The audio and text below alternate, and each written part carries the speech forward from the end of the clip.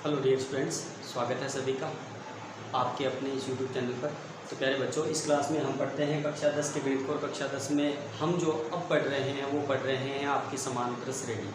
समांतर श्रेणी का अभ्यास 5.1 हमने कंप्लीट कर लिया। अगर अभी तक आपने वो वीडियो नहीं देखे हैं तो नीचे डिस्क्रिप्शन में उनके लिंक मिल जाएंगे, वहाँ पर जाके आप उन वीडियो को देख सकते हैं। आज हम जो शुरू करने वाले हैं वो शुरू करने वाले हैं आपका एक्सरसाइज 5.2, जिसमें हम क्या पढ़ेंगे, जिसमें हम पढ़ेंगे एपी का अनुपात ज्ञात करना। एपी का अनुपात, अनुपात का मतलब कोई सा भी हो सकता है, ठीक है। और अन्य पद को एन बोला जाता है, ये बात भी याद रखेंगे। एन का मतलब अनुपात यानी कोई सा भी, 5वां 10वां 15वां कुछ भी हो उसे एन नाम देते हैं। एन का मान कुछ भी हो सकता है। अगर एन का मान 5 हो गया तो एपी का 5वां पद बन गया। एन का मान अगर 3 है तो एपी का 3रा पद बन गया। अनुपात निकालने का सूत्र होता है आपका a प्लस n माइनस 1 गुणा b।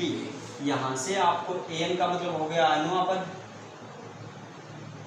a का मतलब है पहला पद, प्रथम पद हो गया, n होता है पदों की संख्या, और b जो है वो होता है आपका सारणी। यानी यहाँ पे आपके पास चार चीजें आ गई, an आ गया, a आ गया, n आ गया और d आ गया। इन चारों में से कोई भी 3 मान दे करके एक मान आपसे पूछेगा, 3 मान देगा और एक मान का मान आपसे पूछेगा और वो हम आराम से निकाल लेंगे। चलिए फिर शुरू करते हैं हम अपना एक्सरसाइज 5.2 का पहला सवाल, जो कह रहा है नीचे आपको सारणी दे रखी है। सारणी में रिक्त स्थान जो दे रखे हैं उन रिक्त स्थानों को भरना है। यदि एपी का पहला पद a है, सारवंतर d है और अनुपात जो है वो an है। अब सारणी में आपको a का मान दे रखा है, an का कॉलम दे रखा है, n दे रखा है और d दे रखा है, और कुछ न कुछ आपको रिक्त स्थान दे रखे हैं। देखिए जैसे पहले का पहला, पहले के पहले में अगर हम बात करें तो a का मान कितना दे रखा है आपको, 7 दे रखा है।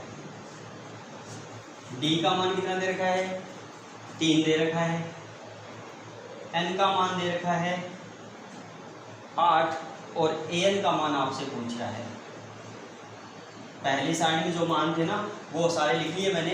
a आपको दे रखा था 7, d दे रखा है 3, n दे रखा है 8 और an का मान आपसे पूछ रहा है। अब an दे रखा, an पूछ रहा है तो an का हम सूत्र जानते हैं। an का सूत्र क्या होता है, a प्लस n माइनस 1 गुणा d होता है। मैं मान बिठा रहा हूँ सारे। an का मान ज्ञात करना है तो an तो वैसा का वैसा, a का मान 7 है, n का मान 8 है, माइनस 1 और d का मान 3 है।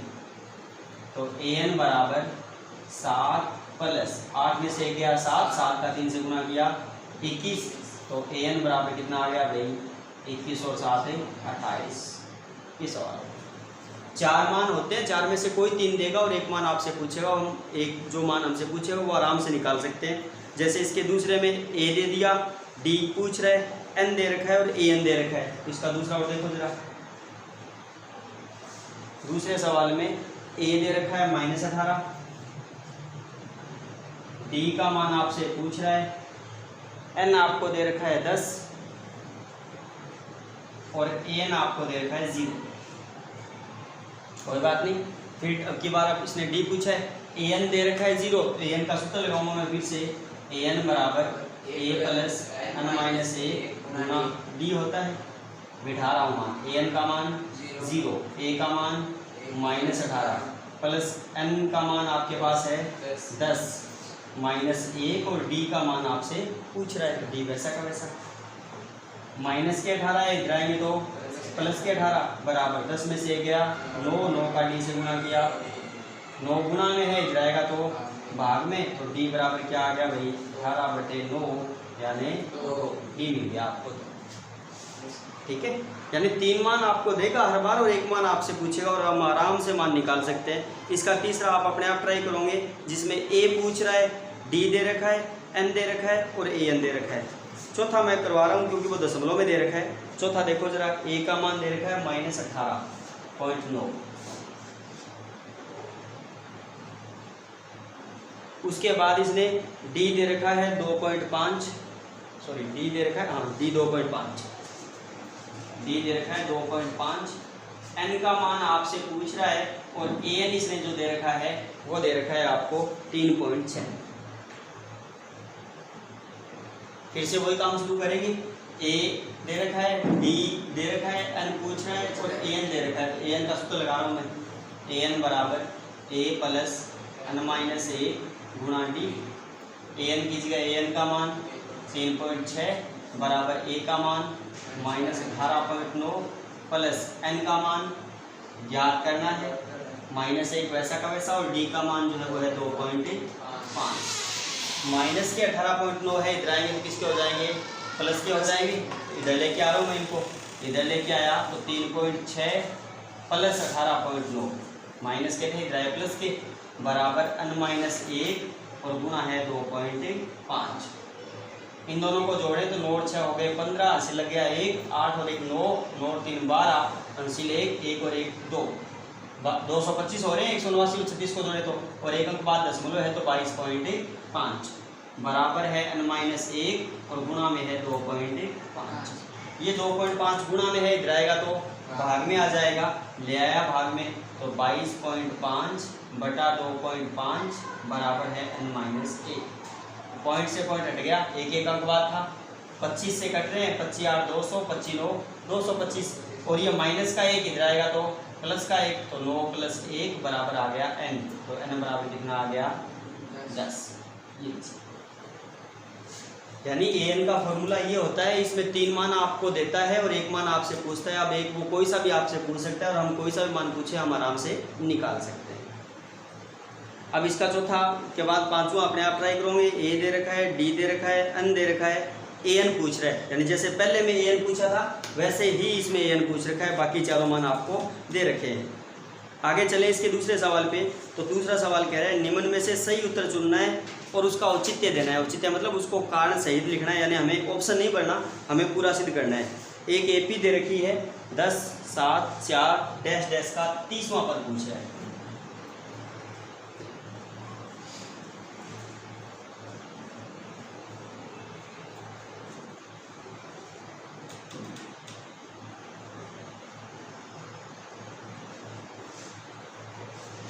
देखो अभी दूसरे का पहला,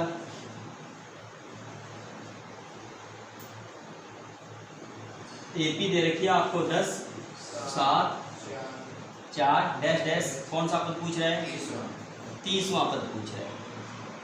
अब 30वां पद मतलब कौन सा पद, क्या लिखेंगे 30वें पद को हम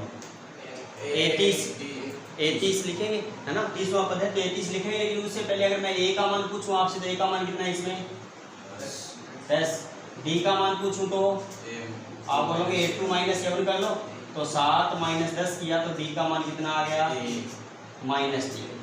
ए आ गया, डी आ गया, कौन सा पद पूछ रहा था 30वां, और 30वें पद का व्यापक रूप क्या होता है 33 होता है। 33 को अगर हम सूत्र में लिखना चाहें तो क्या लिखेंगे a प्लस 29d, इससे कम करके लिखते हैं तो 33 बराबर a का मान 10 प्लस 29 गुणा डी का मान -3, तो 33 बराबर 10 प्लस माइनस माइनस 29 3 87, 87 माइनस के 10 प्लस के घटेंगे तो 33 बराबर कितना आ गया माइनस के 77 आ गए। ऑप्शन आप देख लोगे, ए सही है, बी सही है, सी सही है या डी सही है। आगे इसी का दूसरा, फिर एक एपी दे रखी है -3 -1/2 और 2। एपी दे रखी है -3 -1/2 और 2। इस एपी का पूछ रहा है 11वां पद। तो अब की बार आपसे कह रहा है 11वां पद बताओ। वही काम, ए का मान -3, डी निकालूंगा तो a2 - a1 होता है, तो d बराबर a2 का मान -1/2, माइनस का ये सूत्र वाला निशान, फिर a1 का मान -3। देखो ये सूत्र वाला माइनस आया एक तो, और फिर एक a1 का मान -3 था तो वो आया, तो माइनस माइनस क्या हो गया प्लस हो गया, तो d बराबर -1/2 प्लस का 3 बटा कुछ नहीं है 1 लगा सकते हैं। लघुत्तम लिया, लघुत्तम आया 2, 2 से 2 कट गया, -1 बचा, 2 में 1 का भाग 2 बार, 2 दिया 6, तो कितना बच गया भाई 5/2 आ गया डी का मान। पूछ कौन सा पद रहा था 11वां पद पूछ रहा था। 11वां पद मतलब a11, व्यापक रूप लगाऊं तो क्या होता है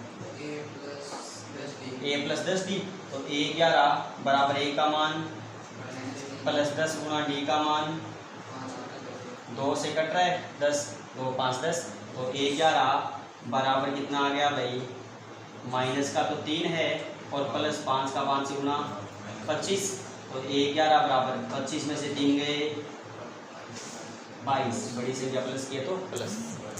ठीक है, इस हिसाब से आपसे सवाल पूछता है और हम सवालों को हल करते हैं। आगे चले इसके सवाल की तरफ। तो आगे वाला सवाल देखिए आपको क्या कह रहा है। तीसरा सवाल, तीसरा सवाल कह रहा है निम्नलिखित समांतर श्रेणियों में रिक्त स्थानों के पदों को ज्ञात कीजिए। अब समांतर श्रेणियां आपको दे रखी है और उसके साथ आपको रिक्त स्थान दे रखे हैं, ब्लैंक्स दे रखे हैं। उन ब्लैंक्स को आपको भरना है कि उन रिक्त स्थानों में क्या क्या आएगा। यानी बेटा ये माना जाता है, क्योंकि ये किताब आपकी पुरानी वाली किताब है और CBSE की नई वाली किताब है, यानी जो पहले आपके 2011-12 में लगती थी वो किताब है ये 10-11-12 में। 5वीं प्रश्नावली में ये माना जाता है कि 5.2 का दूसरा सवाल और 5.3 का भी दूसरा सवाल अगर आप हल कर लेते हो तो 5वीं प्रश्नावली आपको सारी आ जाती है, ऐसा माना जाता है इन सवालों के बारे में। तो ध्यान से देखेंगे 5.2 का तीसरा सवाल जो है वो क्या कह रहा है आपको। तीसरा सवाल, तीसरे में आपसे कह रहे हैं रिक्त स्थान भरने और तीसरे के पहले में देखना, बताना क्या क्या दे रखा है। 2 दे रखा है, फिर एक रिक्त स्थान दे रखा है और फिर आपको 26 दे रखा है। यानी आपको ये कोई AP दे रखी है और AP का कौन सा पद ज्ञात करने की बात करवा रहा है ये आपसे, दूसरा, क्योंकि भी पहला दे रखा है दूसरा खाली है, तीसरा दे रखा है, मतलब दूसरा पद आपसे पूछ रहा है कि दूसरा पद बताओ कितना आएगा। AP का दूसरा पद हमें अभी तक पता नहीं है, लेकिन हम क्या करेंगे, हमें जो पद दे रखे हैं उनकी बात करेंगे, जो नहीं दे रखा उसे जाने दो। हमें पहला दे रखा है तो पहले पद को हम क्या बोलते हैं, A बोलते हैं। कितना है, 2 है। दूसरा नहीं दे रखा, छोड़ दो। तीसरा दे रखा है, तीसरे को हम क्या बोलते हैं, A3। कितना दे रखा है, 26। और A3 का एक सूत्र होता है, शायद आपको पता होता है, क्या होता है बताओ जरा। A plus 2D, A plus 2D, जिसे हम व्यापक रूप बोलते हैं। तीसरे पद का व्यापक रूप A प्लस 2D बराबर है 26। अब A का मान आपके पास पहले से पड़ा है, 2 बिठा दिया, गुणा में 2D बराबर है 26। प्लस के 2 है, गिराएंगे तो माइनस के हो जाएंगे, तो यहाँ रह गया 2D बराबर 26 माइनस 2, यानी 2D बराबर कितना आ गया भाई, 24। और 2 गुणा में है, गिराएगा तो भाग में, तो D बराबर 24/2, यानी D का मान आपको मिल गया कितना, 12। D आया है 12, आपको D थोड़ी ज्ञात करना था, आपको तो दूसरा पद ज्ञात करना था, कोई बात नहीं। अब हम बात करते हैं दूसरे पद की। हमसे दूसरा पद पूछ रहा था और दूसरे पद का व्यापक रूप क्या होता है भाई, 1D। A प्लस D होता है, तो A2 बराबर A का मान 2 है और D का मान हमने अभी निकाला है, कितना है, 12। तो A2 बराबर कितना हो जाएगा, 14, यानी इस D के स्थान में कितना भरा जाएगा, 14 भरा जाएगा। यानी इन सवालों में बस इतना सा ध्यान देना है आपको कि दे क्या रखा है, जो दे रखा है उसी का संबंध लेंगे, जो नहीं दे रखा उसे छोड़ देंगे हम, कोई दिक्कत नहीं। आगे इसका दूसरा सवाल देखो जरा। दूसरे सवाल में क्या क्या दे रखा है, पहले रिक्त स्थान दे रखा है, उसके बाद आपको दे रखा है 13, फिर रिक्त स्थान दे रखा है और फिर आपको दे रखा है 3। पहला पद ज्ञात करना है और तीसरा पद ज्ञात करना है, दूसरा और चौथा दे रखा है। जो ज्ञात करने हैं उनको एक बार छोड़ दो, जो दे रखे हैं उनकी बात करें। दूसरा पद दे रखा है और दूसरे पद को हम क्या बोलते हैं, A2 बोलते हैं। कितना है भाई, 13। A2 का सूत्र भी होता है आपके पास, A plus 2D, sorry A plus D बराबर कितना है, 13। अब न तो A का मान है नहीं D का मान, तो इसे हमने 1 नंबर लगा के छोड़ दिया। तीसरा पद नहीं दे रखा, चौथा दे रखा है। चौथा पद जिसे हम A4 बोलते हैं, कितना दे रखा है भाई, 3। और चौथे पद का अगर व्यापक रूप लगाएं तो क्या होता है, A प्लस 3D बराबर है 3। फिर न A दे रखा न D दे रखा, इसे भी हमने समीकरण नंबर 2 लगा के छोड़ दिया। हमने जब तीसरी प्रश्नावली पढ़ी थी तो उसमें थे 2 चरों वाले रैखिक समीकरण युग्म, जिसमें 2 चर राशियाँ आती थी, और इन दोनों समीकरणों में भी 2 चर राशियाँ हैं। तो इसे हम उन विधियों से हल करेंगे, चाहे प्रतिस्थापन से करो, चाहे विलोपन से करो, चाहे वज्र गुणन से करो। ये आप पे डिपेंड है कि आप किससे कर रहे हो, अंदर ही उसके है ना, आप उससे किससे कर रहे हो। तो मैं इसमें विलोपन विधि लगाना चाह रहा हूँ। तो 1 नंबर में गुणांक है 1, 3 नंबर में भी गुणांक है 1, दोनों में गुणांक समान है। तो क्या करना पड़ेगा, समीकरणों को जोड़ना है, घटाना घटाना पड़ेगा, क्योंकि निशान भी समान है। तो घटा रहा हूँ 1 माइनस 2। 1 नंबर था A प्लस D बराबर 13 और 2 नंबर था A प्लस 2D बराबर 3।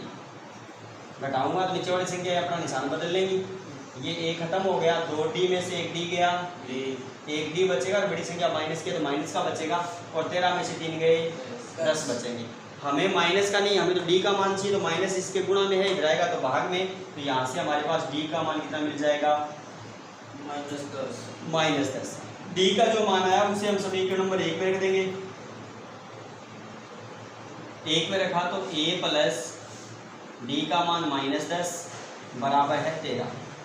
तो a प्लस माइनस -10 बराबर 13, माइनस के 10 है, इधर आएंगे तो प्लस के 10 हो जाएंगे, तो a बराबर 13 + 10, यानी a का मान कितना आ गया, 23 आ गया। a मिल गया 23, d आ गया। a का मतलब पहला पद तो हमें मिल गया। अब उसके बाद हमें तीसरा पद और निकालना था, तो तीसरा पद निकालना है तो तीसरे का व्यापक रूप आप जानते हो क्या होता है, a + 2d होता है, बिठा दो। a3 बराबर a का मान कितना है भाई, 23 है, प्लस 2 गुणा d का मान कितना है भाई, -10 है।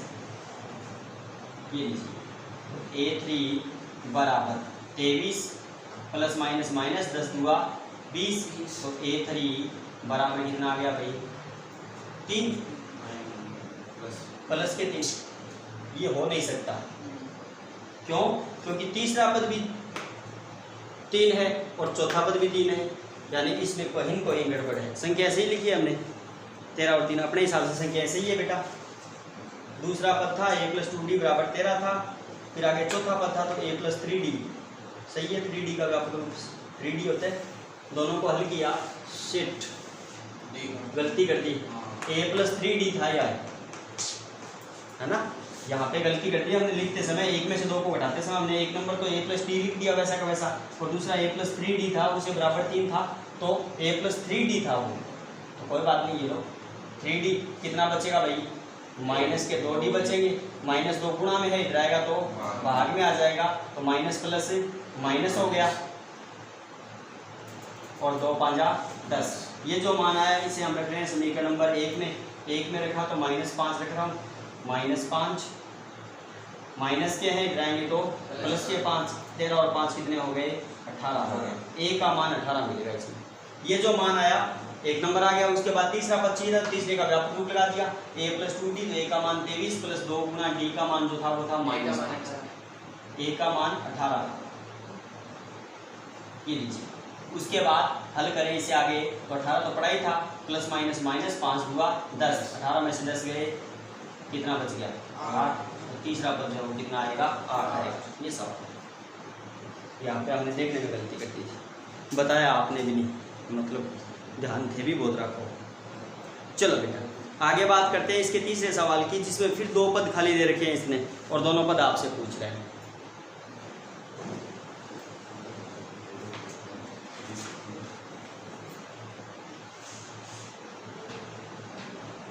इसके सारे सवाल बढ़िया है तीसरे के, हर एक सवाल अलग अलग तरीके से हो रहे हैं।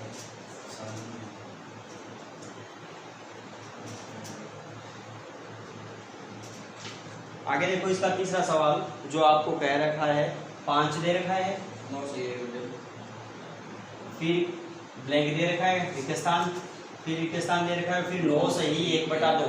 अब 9 सही 1/2 है तो इसको सही कर सकते हैं, 9 2 18 और 1 19/2 लिख सकते हैं, कोई दिक्कत नहीं है। ठीक है, शुरुआत करते हैं। a दे रखा है, a का मान तो दे रखा है 5, तो ये लो a 5 था।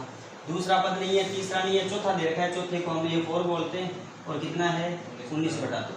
चौथे का अगर हम व्यापक रूप लगाएं तो a + 3d बराबर है 19/2। a का मान 5 है, प्लस 3 गुणा d का मान पता नहीं, बराबर 19/2। प्लस के 5 है, इधर आएंगे तो माइनस के 5 हो जाएंगे, ले आया मैं, तो 3d बराबर 19/2 -5, बटा कुछ नहीं है 1 लगा सकता हूँ, तो 3d बराबर लघुत्तम दिया 2, 2 से 2 कट गया 19, -2 × 5 = 10, यानी 3d बराबर कितना आ गया भाई, 9/2, और 3 गुणा में है, इधर आएगा तो भाग में, तो d बराबर आ गया 9/2, और 3 गुणा में था, इधर आया भाग में, 3 से 9 कट रहे हैं, तो d बराबर कितना मिल गया 3/2, 3 1 3 3 3 2, 3/2 बच गया। डी आ गया। अब आपको दूसरा पद ए भी आ गया और डी भी आ गया, यानी इन सवालों में हमें मुख्यतः फोकस रखना है ए और डी के मानों पर। ए और डी आने के बाद हम कोई सा भी पद निकाल सकते हैं। दूसरा पद पूछा था तो ये लो दूसरा पद यानी A2, सूत्र लगाऊं तो A प्लस डी होता है, तो A2 बराबर A का मान 5 प्लस डी का मान 3/2, तो A2 बराबर लघुत्तम लिया 2, 2 5 10 प्लस 2 से 2 कटा 3, तो A2 बराबर 13/2। फिर आगे आपको तीसरा पद चाहिए यानी A3 चाहिए। सूत्र क्या होता है? A प्लस 2D होता है, तो A3 बराबर A का मान कितना है? 5 है, प्लस 2 गुना D का मान 3/2। ये 2 से 2 गया गाँव, तो A3 बराबर 5 प्लस 3 यानी A3 जो है वो कितना आएगा? 8 है।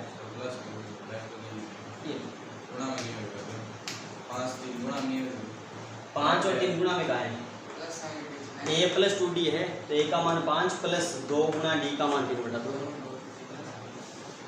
अब आगे आता है इसका चौथा सवाल जिसमें इसने 4 कॉलम दे रखे हैं और चारों आपको फिल करने हैं। देखते हैं।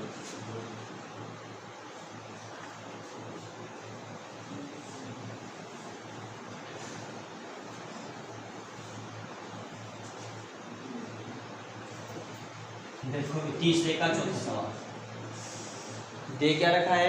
शुरू में दे रखा है -4 और उसके बाद 1 2 3 और 4 कॉलम खाली दे रखे हैं और फिर आगे दे रखा है इसने 6। कोई बात नहीं, पहला पद दे रखा है मतलब A का मान कितना? -4। दूसरा नहीं है, तीसरा नहीं है, चौथा नहीं है, पांचवा नहीं है, छठा पद दे रखा है। छठे पद को हम A6 बोलते हैं, जो कि है 6। छठे का अगर हम व्यापक रूप लगाएं तो A प्लस 5D बराबर है 6। अब A का मान आपके पास पहले से पड़ा है -4 प्लस 5D बराबर 6। माइनस का 4 इधर आएगा, प्लस का 4, तो 5D बराबर 6 प्लस 4 यानी 5D बराबर कितना हो गया भाई? 10। 5 गुना में इधर आएगा तो भाग में, तो D बराबर 10/5 यानी D का मान मिल गया आपको, तो D आ गया। अब D भी है A भी है तो सारे पद निकाले जा सकते हैं। शुरुआत करते हैं दूसरे पद से। A2 सूत्र होता है A प्लस D। A का मान -4 प्लस D का मान 2। 4 में से 2 गए, कितने बच गए भाई? माइनस के 2 बच गए। फिर आगे इसका तीसरा पद सूत्र होता है A प्लस 2D। A का मान -4 प्लस 2 गुना D का मान भी 2, तो कितना आया? -4 प्लस 4 यानी 0। फिर आगे इसका चाहिए चौथा पद, तो A प्लस 3D। A का मान -4 प्लस 3 गुना D का मान 2 यानी -4 प्लस 6 कितना बचा? 2 प्लस के 2 बचा। फिर आगे इसका चाहिए लास्ट यानी पांचवा पद, सूत्र होता है A प्लस 4D। A का मान -4 प्लस 4 गुना D का मान 2 यानी -4 प्लस 4 2 8। 8 में से 4 गए 4 बचे। तो इसका दूसरा पद -2 होगा, तीसरा पद 0 होगा, चौथा पद 2 होगा और पांचवा पद जो है वो 4 होगा। अब आगे आता है इसका पांचवा लास्ट, जिसमें फिर इसने 4 कॉलम दे रखे हैं। थोड़ा सा अलग है बेटा, इसमें समीकरणें बढ़ेंगी। याद रखो जिसमें AP का पहला पद नहीं दिया हो उसमें समीकरणें बनती है। तो न तो दूसरे सवाल में दिया था जिसमें हमें 2 समीकरण बनानी थी, इसमें भी नहीं दिया तो मतलब इसमें भी 2 समीकरणें बनानी पड़ेगी। मैं करवा देता हूँ ये।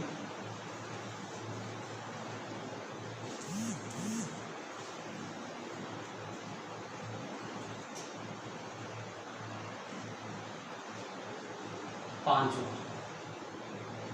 ब्लैंक दे रखा है, फिर आगे इसने दिया है 38, फिर 3 कॉलम दे रखे हैं इसने और लास्ट में दे रखा है -22।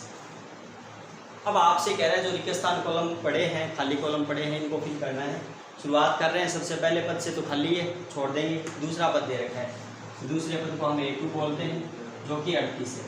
A2 का अगर हम सूत्र लगाएं तो A प्लस D होता है बराबर है 38। न A का मान न D का मान, तो 1 नंबर से लेकर। तीसरा नहीं है, चौथा नहीं है, पांचवा नहीं है, छठा पद दे रखा है। छठे को हम A6 बोलते हैं जो कि है -22। और छठे का अगर हम व्यापक रूप लगाएं तो A प्लस 5D बराबर है -22 समीकरण नंबर 2। 1 और 2 में A के गुणांक भी समान है और निशान भी समान, तो क्या करना पड़ेगा? घटाना पड़ेगा, तो 1 - 2 कर रहा हूँ। जब घटाएंगे तो नीचे वाले संख्या अपना निशान बदल लेगी, प्लस माइनस और प्लस, ये कट गए। 5D में से 1 डी गया, माइनस के 4D, और 38 और 22 कितने हो गए भाई? 7। क्या बेटा? ये हाँ, A माइनस का, सॉरी प्लस का था ना, माइनस का काट दिए ना, कोई बात नहीं। माइनस का 4 गुना में है, जाएगा तो बाहर में आ जाएगा, तो D बराबर कितना आ गया अभी? 60 बटे माइनस का 4, यानी D का मान आपको मिल गया प्लस माइनस माइनस 15 चौके 60, D का मान -15 आ गया। D आने के बाद आपको A भी निकालना है। ये जो D का मान आया, इसे हम रख रहे हैं समीकरण 1 में रखा, तो A प्लस D का मान -15 बराबर है 38। A प्लस माइनस -15 बराबर है 38, माइनस के 15 जाएंगे तो प्लस के हो जाएंगे, तो A बराबर कितना आया भाई? 38 प्लस 15, यानी A का मान आपको मिल गया 40 43 या 53। A का मान आ गया 53। A यानी पहला पद आ गया। उसके बाद आपको चाहिए तीसरा पद, तो तीसरे पद का लगाओ सूत्र, जो होता है A + 2D। A का मान आया था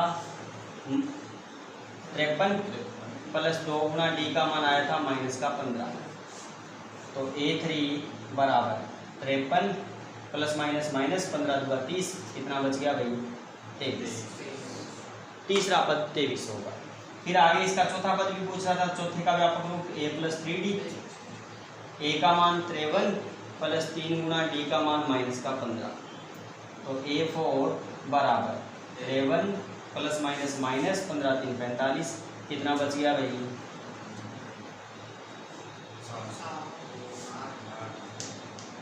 सिर्फ 8 प्लस के बचेंगे।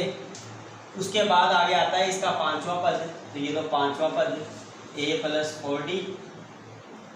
A5 बराबर A का मान 53 प्लस 4 गुना D का मान -15, तो A5 बराबर 53 - 15 = 60, तो A5 बराबर कितना आ गया? -7। ये हो गया आपका तीसरा सवाल। तीसरे में 5 थे, पांचों के पांचों सवाल बढ़िया थे जो हमने अभी कंप्लीट किए। इसके बाद हम बात करते हैं आगे वाले सवाल की, ठीक है? करेंगे या कल करेंगे? चौथे में 2-3 बातें बेसिक बतानी पड़ेगी, कल ही शुरू करेंगे, क्योंकि यहाँ पे आपको AM का और D का अंतर बताना पड़ेगा, जो हम कल शुरू करेंगे।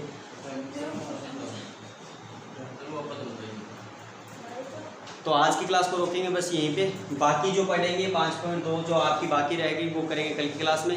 आशा करूँगा आज का वीडियो आपको पसंद आया होगा। अगर वीडियो पसंद आए तो प्लीज़ वीडियो को लाइक जरूर करें। चैनल अगर आपने सब्सक्राइब नहीं किया हो तो प्लीज़ चैनल का भी सब्सक्रिप्शन ले लें। मिलता हूँ नेक्स्ट क्लास में, तब तक के लिए जय हिंद।